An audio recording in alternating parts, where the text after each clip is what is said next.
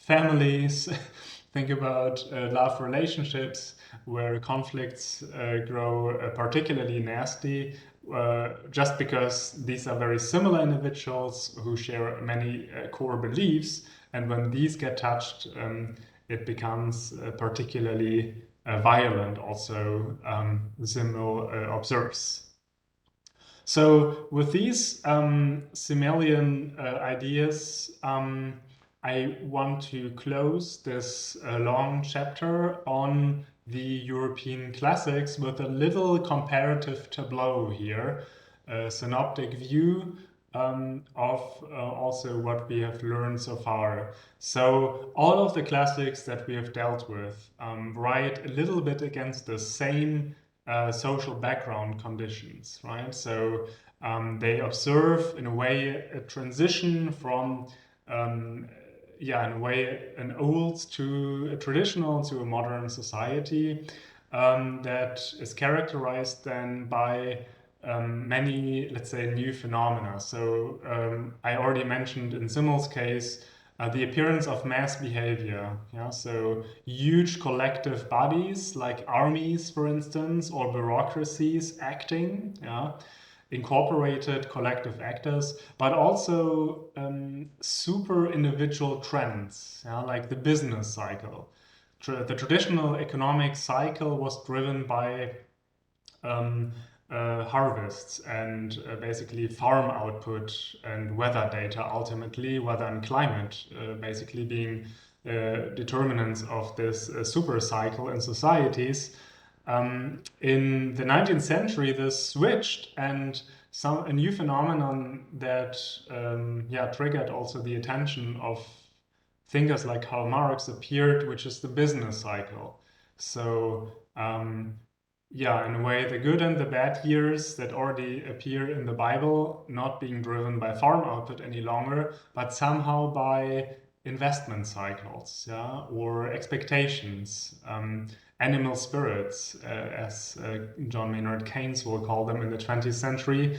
In a way, periods of good and bad years, economically speaking, that transcend the individual, that cannot really be influenced anymore by individuals. Urbanization also.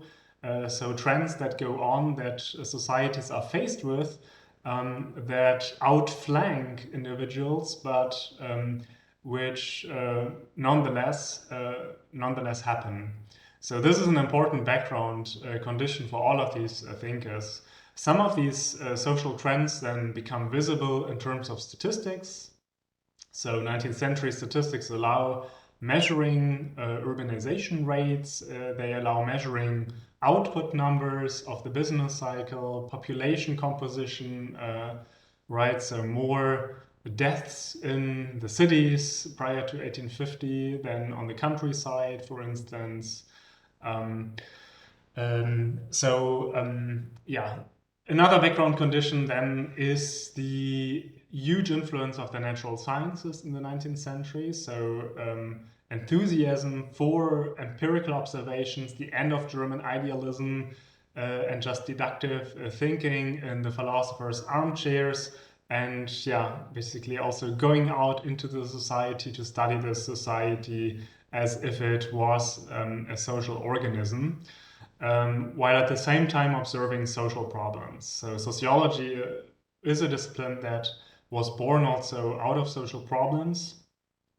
We will see this much more even in the United States, where the early sociologists were all kind of linked to the social reform movements of their day.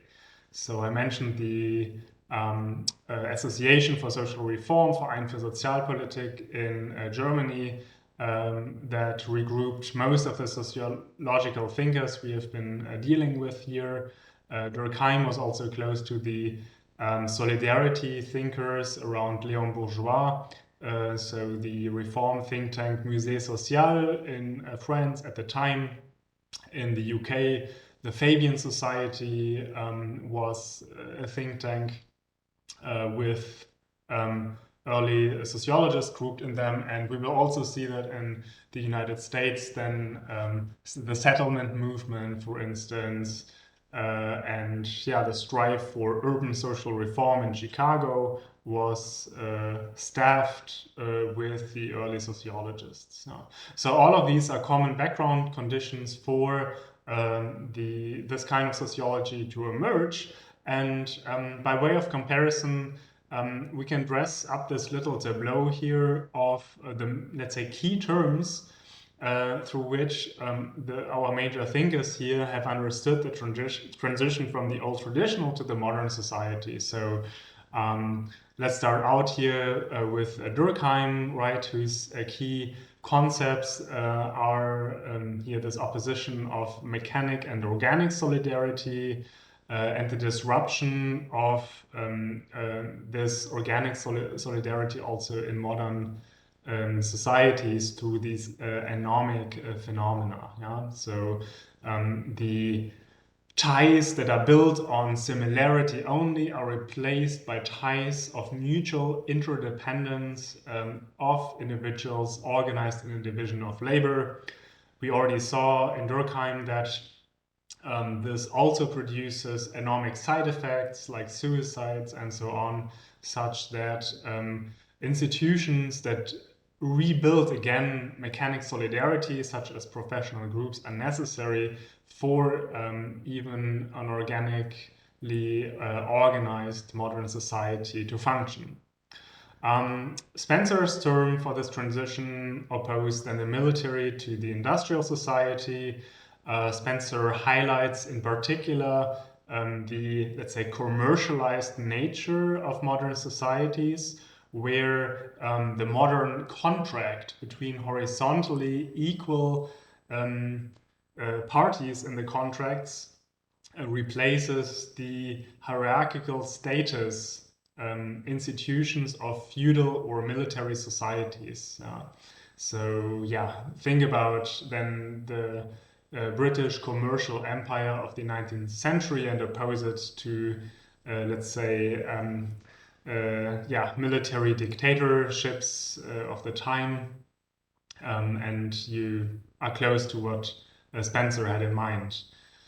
We didn't deal with Eternus in this lecture, but I still wanted to mention this Gemeinschaft versus Gesellschaft distinction of his, so community versus society in capital letters, that informs sort of his opposition of the old versus the modern society, where yeah, some of the key features are also the social differentiation of modern society against these, let's say, communities which are based on the similarity of kinship, so blood or neighborhood, yeah, very small unities. And in Turnus, you can also, let's say, read a certain a certain strive to go back also to this older Gemeinschaft in cases when the modern Gesellschaft is dysfunctional. So yeah, in Simmel's work, you may have noticed there are clearly also these terms describing the transition from small groups to large groups, right, where the smaller groups are also organic, are concrete. They describe also the countryside, and the large groups are in cities rather abstract and modern. You can read his philosophy of money also against this backdrop, where money is, we will see this in the 20th century sociology, a medium of exchange that allows these abstract sort of relationships between the different contractual partners to take place, right? I don't need to know sort of the difficult history of sort of a seller in some supermarket to get the transaction done. I basically use this abstract medium of exchange money, and sort of the transaction relationship works, even though we do not have to know each other personally, which is very distinct, obviously, then from a kind of economic exchange where you, like exchange one good against another good without the use of money. So I think the specific aspect that Weber brings into this tableau is the term rationality. Yeah, where modern societies are rationally organized and not just in the economic sphere, which he describes in the Protestant Ethics in the first version, where, let's say, the rationally calculating um, a capitalist in a huge capitalist enterprise replaces the traditional wild capitalist who pirated the adventure capitalist, but also in other spheres of life, such as in modern music, for instance, yeah, where you create a sophisticated notation system that makes it possible for hundreds of musicians to play in a common order and still to produce a kind of symphony and not sort of a cacophony. But also in modern governance, yeah, where the modern bureaucracy is organized according to rational principles. Weber has a formal notion of rationality, which is basically just referring to, let's say, the efficient organization, through, let's say, very abstract notions,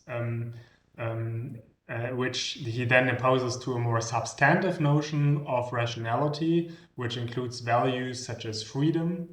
And Weber's critique also of modern society involves this opposition of substantive and formal notions of rationality. So, yeah, to put it bluntly, when you are in a society that is bureaucratically governed, then the value of freedom might be endangered. So, among these thinkers, Marx is probably the most, let's say, critical of the modern type of society. His notions involve